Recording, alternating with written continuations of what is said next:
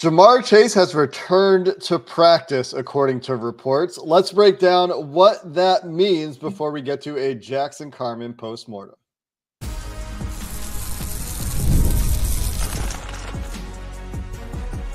You are Locked On Bengals, your daily Cincinnati Bengals podcast.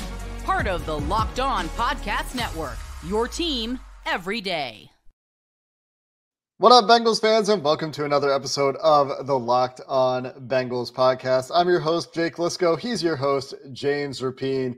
We've got some breaking news that hit us as we sat down to record today. Jamar Chase back at practice for the Cincinnati Bengals. We'll get into that.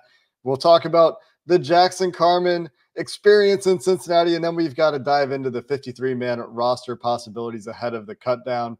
We're part of the Locked On Podcast Network here on Locked On Bengals, covering your team every day on YouTube, everywhere you get your podcast. Shout out to all of you who make us your first listen and all the everydayers out there. And if you're new to the show, you can subscribe and join one of those two groups who we love so very much. Today's episode is sponsored by LinkedIn Jobs, who helps you find the qualified candidates you want to talk to faster. You can post your job for free at linkedin.com/LockedOnNFL. Terms and conditions do apply. James, we have multiple reports on Sunday, early afternoon Eastern time, that Jamar Chase returned to practice for the Cincinnati Bengals. That is all we know. As far as to what extent he participated in practice, we are speculating a little bit at this point as of the time of recording. And as for the reason he returned to practice, also speculating a little bit as of the time of recording. Well, yeah, we don't know. We don't know why he's back, other than maybe he wants to make sure he's ready for a game that the Bengals are going to be playing in 2 weeks that counts for something. And right, 2 weeks away as we record this, from the season opener against the Patriots. And it might be that simple. Or maybe contract talks have been going well. Or maybe this was the plan all along. And what's tough about all of the speculation over the past month, we haven't heard from Jamar. Zach Taylor hasn't said what his plan is with Jamar. Maybe this was always the plan, but we sure as hell didn't know. And so that's why all the speculation is there. Like, if this was always the plan for him to return 2 weeks before the start of the season, well then, dang, you know how many people would have been easy to come out and say, hey, yeah, we're planning on him getting it some practice time in the near future. That's all you need to say 5 days ago. And it would have probably put an end to some of this. Or, yeah, he's going to practice after camp ends. Instead, I don't think they could say that one, because then it makes it this whole, why isn't he not, all these things. I think there may be some level of coyness they had to do, but at some point, why couldn't they have said it? Why couldn't they have said it? If that was the plan. Might be some sort of like fine related reason. No, they control all that. The Bengals don't. So as long as he's there, or any absence, the one absence is excused, then it's fine. It's not like the NFL finds him. The team does. Even if it's not for that reason, I think that it's probably not the message to send. It's like, yeah, Jamar's going to practice after training camp to the rest of your team, including T. Higgins and all those guys. I just don't think it's the best messaging per se. I think they knew. Like, if that was the plan, they would know, though. Probably. Like, I'm sure Joe, by the way, I got asked this Saturday night. I think everyone in that locker room is in Jamar's corner and gets it. Like, I haven't heard one guy, not one, including T, by the way, be like, why is this dude not practicing? Like, they all get it because they know he's that type of dude. So I just, not saying you're saying that, but I think they get it. Well, and every time it's come up, it's been when we get one back or we don't even have one out there, when they're referring to a good day for the offense in training camp or whatever it is, that has been the acknowledgement. It's like, he's going to be back. No, nobody's ever questioned that.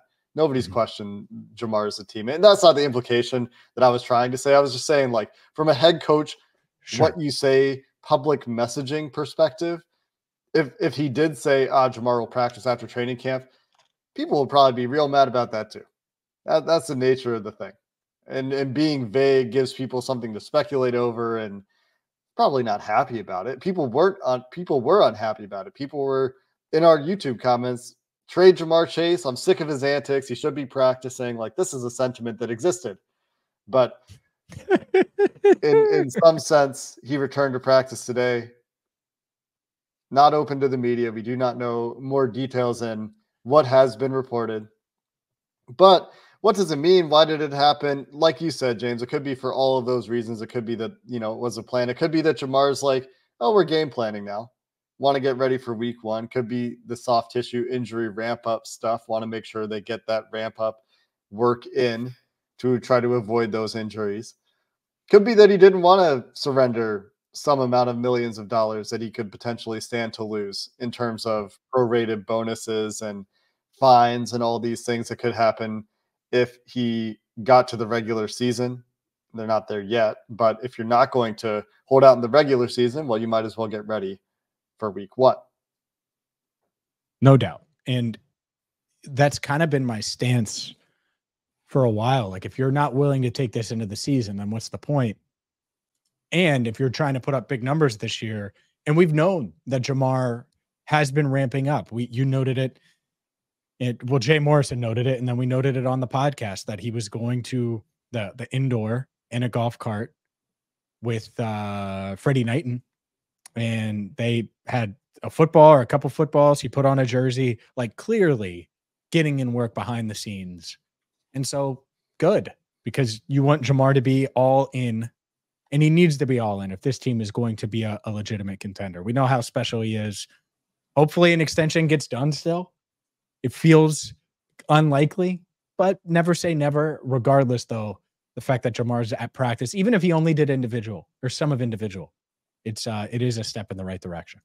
Yeah, no doubt about that. Step in the right direction. If you had asked me before training camp, knowing that Jamar was going to hold in, which we didn't know at the time, I thought he was actually going to just show up for training camp because I didn't think he had leverage with 2 years left on his deal. And that seems to be where this eventually ended up. If he does continue to practice from now until week 1 and there's no more disruptions to that plan, or maybe a deal is just closer than we all think. But with the threat of potentially losing money if the Bengals wanted to use those mechanisms available to them, and Joel Corey wrote about this. I think you have something on your site about this as well, James, the money implications in the short term for Jamar Chase. That combined with the football perspective of, well, we're getting ready for a real opponent now. We're game planning now. Even if you know the offense, let's make sure you're ready for week 1. This would have made sense all along as a time for him to return. This is when I thought T. Higgins would return earlier in the summer before he signed, or maybe late spring, before he signed his franchise tag. This is around the time that we thought guys that had contract issues would start practicing. Going back to Jesse Bates, thinking about T. Higgins, and then once Jamar Chase's hold-in was initially apparent, this would be about the window where you would expect him to come back if he wasn't planning to take things into the regular season. Yep. For now, no, it would be. That appears to be the case. It would be. It makes sense. Sign me up for it. I love it. Hopefully when we are back out at practice on Wednesday, then obviously the 53-man roster will be finalized, but we'll see Jamar Chase out there running routes. I would like nothing more than for that to be the case. Also, this is the beauty of breaking news. We had 2 of our 3 segments. We had most of our show complete when this Jamar news broke. So we flipped it on you. And now we have Jackson Carman coming up next, Jake. And then we have our 53-man roster projection condensed, boom, into one 10-minute sprint at the end of the show. So we have Jamar covered. Jackson Carman is up next. And then our 53-man roster projection right here on Locked On Bengals. Nice. Today's show is brought to you by LinkedIn Jobs. If you're looking for reliable help and you're a small business and you need to fill a position, well, you got to get to LinkedIn Jobs because they have the tools you need to find the right professionals that have the right qualifications. They're not just a job board. They help you find professionals that you can't find anywhere else. And over 70% of LinkedIn users don't visit other leading job sites. So you got to look on LinkedIn, because if you're not, you're looking in the wrong place. On LinkedIn, 86% of small businesses get a qualified candidate within 24 hours. Hire professionals like a professional on LinkedIn, people that are going to work hard, try, and do their job at a really, really high level. 2.5 million small businesses use LinkedIn for hiring. You can too by posting your job for free at linkedin.com/LockedOnNFL. That's linkedin.com/LockedOnNFL to post your job for free. Terms and conditions apply. Jackson Carman has joined a list of a handful of Bengals drafted since 2000. Jay Morrison with the list, who did not make it through their rookie contract after being drafted in the second round. That's Devin Still, Kenny Irons, Odell Thurman, Keywan Ratliff, and Lamont Thompson back in 2002. And Jackson Carman, I think, is the most disappointing out of this bunch for some reasons. Like Odell Thurman was disappointing because he had a great start and then it didn't sustain itself for reasons off the field. But Jackson Carman has one positive memory for us, which is the Bills game in the snow, and a whole lot of disappointment along the way. Sure. He's the worst pick of the Joe Burrow era, and he's the worst offensive lineman they've picked maybe in my lifetime. There, I said it. It's a worse pick than Cedric Ogbuehi, because Cedric Ogbuehi, you at least got a guy who was trying to be good. Jake Fisher tried to be good. You had Billy Price, who gave all the effort. John Ross gave effort. Like whatever bust you want to name, the effort was there. Jackson Carman just got chances and never took advantage of it. And yeah, the Bills game, whatever. That was nicer than I would say. I think a lot of guys could have done what he did against the Bills. But you're right. Like there was signs at times, and that's why I think Carman will get picked up by some team. I don't think it will be the Bengals. I don't think he's going to be on their practice squad. For those that are, I don't even think you'd be concerned about it, but just so you know. And yeah, it's the end of oh my God, I can't believe they're going to pick him, when the word started to get around that they were interested in picking him on draft day in 2021, to they picked him. Are you serious? To, all right, can they get anything out of him? And when I think of Jackson Carman, I really am. I'm going to think of a guy that was given really any and every opportunity. I mean, you think about this offensive line room, the backups. This is the first year where they really overhauled the backups. We're expecting them to, and we'll get to the 53 man. A big part of that is Jackson Carman, but he's been around. He's had chances. Think about it. They bring in Orlando Brown Jr. last year. Carman's going into year 3. How many times have I said, Jake, you said, everybody said, oh, Marius Mims needs to just follow Orlando Brown Jr. around, learn how to be a pro. I don't think that was even a thing for Jackson. I don't even think that light bulb even came on. Well, actually, let's get to this. Frank Pollock, draft night. I asked him, hey, is Jackson, who was a tackle at Clemson, going to compete for a starting job at guard?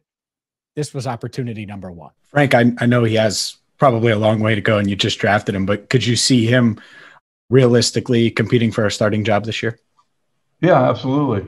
Absolutely. He's going to come in and compete for a starting job this year. No question. What happened, Jake? Did Jackson Carman show up in shape, ready to go? Was he ready to hit the ground running in a guard competition against Xavier Su'a-Filo, a guy who was out of the league in the near future? Or did he show up overweight, not in shape, not dedicated? Like from the jump, we knew what this was going to be, how it was going to end, and it's over. And you've seen some players come in with immaturity issues early in their careers and get things right, but Jackson Carman had opportunities throughout his tenure in Cincinnati and didn't win a single one. And that's the disappointing thing with Jackson Carman. Opportunities from the jump, opportunities as late as this training camp, when he was the first right tackle off the bench when Amarius Mims left practice on a hot day. He immediately had a false start penalty and immediately was pulled for Cody Ford. The opportunities went up to this year. Yeah, at practice. And then in the game, another opportunity. Holding. He had, 4 penalties out of the 8 Bengals penalties in the first preseason game were on Jackson Carman. And start. They, at that point, were just like, okay, that's it. That was, you're not getting out of this doghouse at this point. And part of the early wave of cutdowns. I think we anticipated that this might be the end for Jackson Carman this year coming into training camp. As training camp went along, it became very clear that this was going to be the end for Jackson Carman. He had clearly fallen out of favor with the coaching staff. but the early wave of cuts, like not even trying to see. I mean, clearly there was no trade interest. That was always a pipe dream, but I didn't know how much of a pipe dream it was, I guess, that it was really that impossible. Yeah.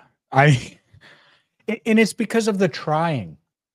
Like the effort thing. Like I think back, I just played that clip from Frank on Zoom. Frank Pollock, the day they drafted Cordell Volson, who kicked the crap out of Jackson Carman in a competition for that guard spot a year later. So Jackson, the next year, after he has some NFL experience, after you think, oh, well, maybe Jackson Carman's going to be in the mix and push for a starting job, gets beat by a 4th round rookie from North Dakota State, who has plenty to work on. And obviously Volson has worked on it and embraced it. But Frank is like, yeah, we want guys that work hard. Like it was like a whole message, it felt like, to Jackson Carman. And it just never clicked. Never clicked. He's probably the one person that might have said, nah, Joe, I don't need to work out with you. Like if Joe Burrow calls me right now and asks me to work out, Jake, I promise you, I'm abandoning the podcast. I'm going to go work out. Yeah, James is making me do a solo show. It's no doubt. I mean, you can mic me up, but I'm not going to not work out with Joe Burrow. And I think early in Jackson's career, he had that opportunity. Obviously, he's a Cincinnati native. Joe trains in Cincinnati, and somehow that didn't happen. Think about that. Think about that alone. And so red flag after red flag. I just what an awful decision to take him in that round. Like that's what you're expecting, like talented guy on the national championship team, but has some red flags. That's like a 6th rounder, literally. And I bet he was like a late rounder on some teams' boards in that 2021 draft. I remember that the hopeful thinking when we first heard about that name before the start of day 2 in that 2021 draft class. 2021 draft was, man, like 3rd round? What do you mean they're targeting him? And then we justified it at the time because at least they traded back. And then they had a package of players, a couple of offensive linemen, and Tyler Shelvin was part of that trade back, which at the time I was like, I give it a C, because if one of these guys hit, then great. And then none of those guys hit. And it sucks for Deontay Smith that he's part of that group, but he's been injured and could have made the team this year. But unfortunately, that injury bug just kept biting him. Part of 11 cuts was Jackson Carman. In addition to Jackson Carman, the early cuts included Hakeem Butler, Noah Cain, Andre Carter, Aaron Casey, Michael Dowell, Kwame Lassiter, Rocky Lombardi, Eric Miller, Joshua Pryor, and Alan George. Aaron Casey was an undrafted linebacker who had a decent chance to get in the linebacker conversation before training camp and was not one of the guys that emerged there. Obviously, we're going to talk about the guys who did. Kwame Lassiter been with the team for a while now. That comes to an end, at least for now. And Alan George, a bit of a surprising one here, another guy who had stuck with the team for a little bit of time and was the end of the road for him in Cincinnati as well, with the corner depth better than it has been throughout his tenure in Cincinnati. Yeah, the Alan George one's tough just because I think he's a good player. I thought he had a solid camp and solid preseason, and it's that's the one where I was like, that one hurts. The other ones are, you expect them all. And I have Alan George outside of my 53. Yeah. Who knows? Maybe he'll be back and be on the practice squad. I don't think all of these guys are ruled out practice squad wise. I would be surprised though if 79 Jackson Carman, who just got called for another holding penalty during this segment, is back on the practice squad though. I would honestly be surprised if most of these guys were back on the practice squad, but you're right. I wouldn't close the door on all of them. Let's get to our 53-man roster projections. The Bengals have done a little bit of the work for us already with some of these early cuts, but those aren't the hard ones. We'll discuss those difficult decisions and how we think this 53-man roster will take shape coming up next. You've heard us talk a lot about FanDuel. It's America's #1 sportsbook for a reason. And we have something a little different for you right now, because now through September 22nd, so less than a month, all FanDuel customers can bet $5 and get not a 1 week, not a 2 week, a 3-week free trial of NFL Sunday Ticket from YouTube and YouTube TV. Take advantage of this today. Whether you've used FanDuel for a long time, whether you're thinking about getting in on the action, do it and go to FanDuel.com/locked on, because you can bet $5 and get a 3-week free trial of NFL Sunday Ticket. And then with a YouTube TV base plan, you'll be able to watch every regular season Sunday afternoon out of market game. All you need is a Google account and a current form of payment, and you can cancel anytime. Just visit FanDuel.com/locked on to download America's #1 sportsbook. 53-man projections. Most of this is pretty easy. And then you get to a few roster spots where I think it could go in a number of directions. Let's start with a couple of easy ones. At quarterback, it will be Joe Burrow and Jake Browning. Unless Jake Browning's rib injury is something that we do not understand and it extends into the preseason, that will be the quarterback room to start the year for the Bengals. Running back room, with the initial cut down to 53, I also think this one is pretty easy, although this one could change after that initial cut down and practice squads and waivers start to happen. And that will be Zach Moss, Chase Brown, and Travion Williams. I highlight this one because I do think they could make a move at running back, James, but I think in terms of the cut down to 53 initially coming on Tuesday, it's pretty cut and dry. Yeah, I agree with you. I think we could see some movement there. I think everyone in the building is eyeing running back at least a little bit, or expects them to. But as far as quarterback, I think we know who it's going to be. And running back wise, Travion is a lock until he's not. And who knows, maybe they add running back help, but those are the three for sure. Let's stay on an easy position on the offensive side of the ball. At wide receiver, I think this is pretty easy. I think it will be 6 guys. I think it will be Jamar Chase, T. Higgins, Andre Yosevach, Trenton Irwin, Jermaine Burton, and Charlie Jones. I would say there's an outside chance that one of the other wide receivers sneaks onto the roster initially. I would be very surprised if that is the case, though. Shedrick Jackson, Kwame Lassiter has obviously been cut. Kendrick Pryor would be the other one. You think there's a chance? Not like 1%, maybe. Okay. Very, very, very small. Like, I'm mentioning it because it's not totally impossible in my mind, but those guys seem destined for the practice squad to me.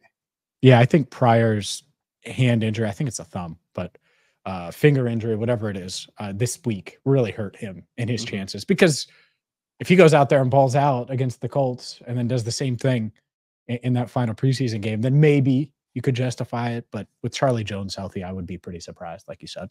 Yeah, I think it's 6 guys there. On the offensive line, I think it starts to get a little bit interesting, although I'm feeling pretty confident in 9 guys right now on the offensive line. I guess the question is, do they keep another one?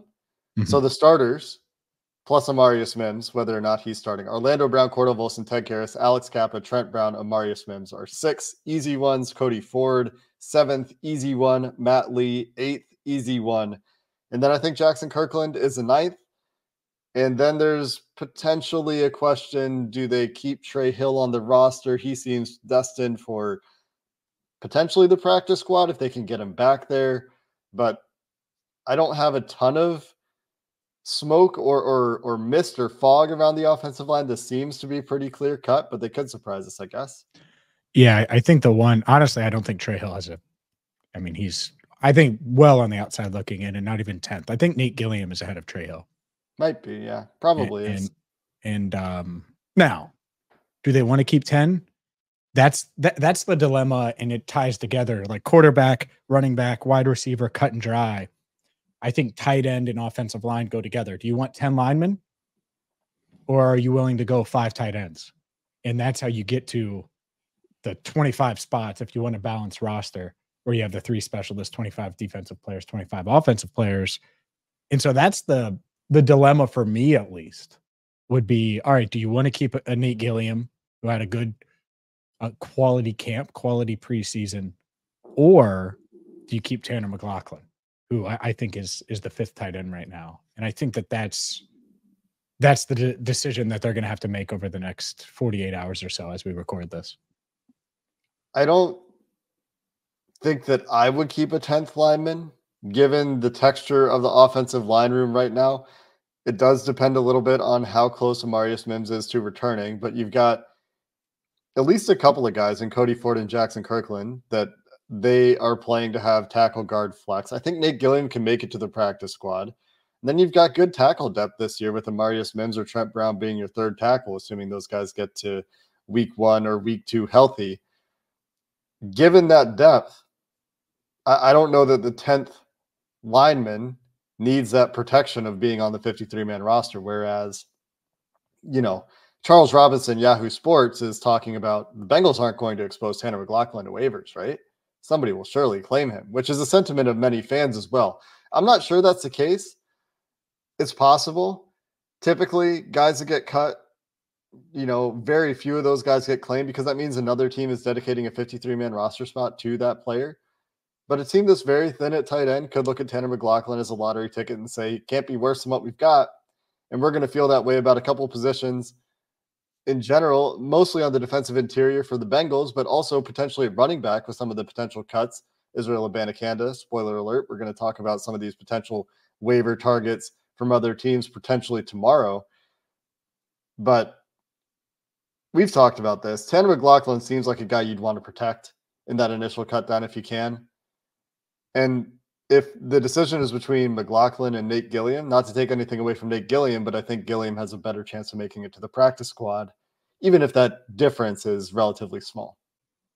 Yeah, we'll see what they do in that offensive line room. If they keep Tanner McLachlan, look at that, me using the T to give an ode to Tanner. But let's get to the defense, because there are some interesting decisions that might have already been made for the Bengals. Like a guy like Cedric Johnson at defensive end, I have him as a lock. I think Sam Hubbard, Trey Hendrickson, Joseph Osai, Miles Murphy, assuming he doesn't get added to injured reserve, Cedric Johnson, all locks. Now maybe they IR Miles Murphy, we'll see. And we can combine that and just combine the defensive tackles, because Sheldon Rankins, BJ Hill, Zach Carter, Chris Jenkins, I think all locks. And then you have similar decision, I think, with McKinley Jackson. Do you IR him or not? If not, if the answer is no for Murphy and Jackson, I think those are your 10 defensive linemen. Yeah, and it's a room where I would potentially be scouring the waiver wire. We'll, again, talk about some names out there. If McKinley Jackson does need the IR, Jay Tufele, to me, will be the next guy in the defensive interior, a guy they're familiar with, a guy that they've described as a gamer in the past. And I don't think that any of the other guys they've got on the defensive interior are very exciting. I think the same is true for the edge. If they need another guy there, I think they have to go outside of the team for that. You get to safety. I think there are 4 guys that are absolute locks and probably a 5th. I think Dejon Anthony's job is still safe. Geno Stone, Von Bell, Jordan Battle, the top 3, no question. We believe Tyson Anderson is still number 4 due to his special teams ability, and they like him. We know they like him. They also really like Dejon Anthony, though, and they've liked him throughout camp, but as a 7th-round pick, if he's not showing out in preseason games, you start to wonder a little bit if that spot is safe. The alternative to Dejon Anthony would be at the cornerback position to me, where Jalen Davis played outside and inside in that final preseason game and what may have been a showcase game for Jalen Davis, but they also have really liked him in the past, and he is still good cornerback depth to have. So if you were just going on the games, I might even lean Jalen Davis for this conversation. But if you take into account all of training camp, it seems like Dejon Anthony is a more likely keep for the Bengals in that secondary room. That's going to include Cam Taylor-Britt, Dax Hill, DJ Turner, Josh Newton, and Mike Hilton as well. It's just a question of, do they go with that 6th corner or the 5th safety? In all of camp, we've thought it would be the 5th safety.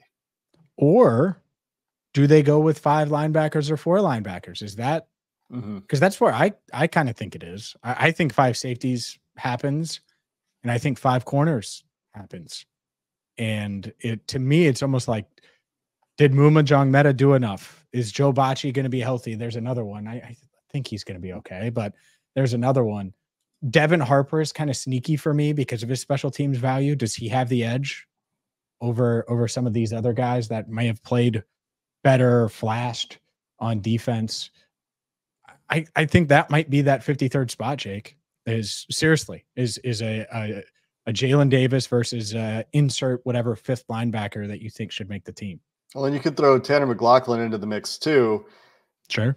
As guys are deciding between for that 53rd spot, I think he would be in that conversation. Jongmeta, Hayward, and to me, Devin Harper is behind those guys because I think Hayward and Jongmeta have showed up enough on special teams and have been better on the defensive side of the ball. Although Hayward is the one that, if you just went on the games, Hayward is the one that I would say would be the guy that I'd pick based on their in-game performance, even though Jongmeta had that awesome preseason game 1 and was better as the preseason went along in special teams. His defensive performance got a little bit out of control in the last 2 preseason games, to the point where there's still something there that you would like to develop, I think, with John Meta. And he's shown that, at least, like at the very least, you want him on the practice squad. But Hayward maybe has shown a little bit more from a guy that you could put on the field if you had to in multiple different units on special teams and on defense. Speaking of special teams, don't know what's happening with Brad Robbins' health. The only question there is Brad Robbins healthy enough to go early, or is Ryan Rico the punter by default? Or do they go external and say, you know what, we're just going to go get a veteran that we have a little bit more faith in if one is available on waivers? I wouldn't rule that out entirely either.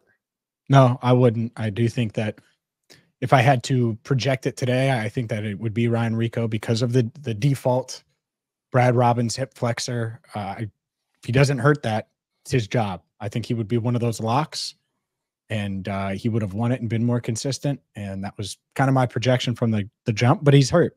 And when you're hurt, it's tough to make the club. So I think that it'll be Ryan Rico, or to your point, maybe they're able to land someone else. And they're clearly searching here. And that's how Rico ended up on this team. They were already going to have a roster battle at punter. So we'll see if Rico gets it. Obviously, we know Evan McPherson and Cal Adamitis are locks as well. Man, it all comes to a head on Tuesday at 4 p.m., Jake. It's almost here. You know what else is going to come to an head?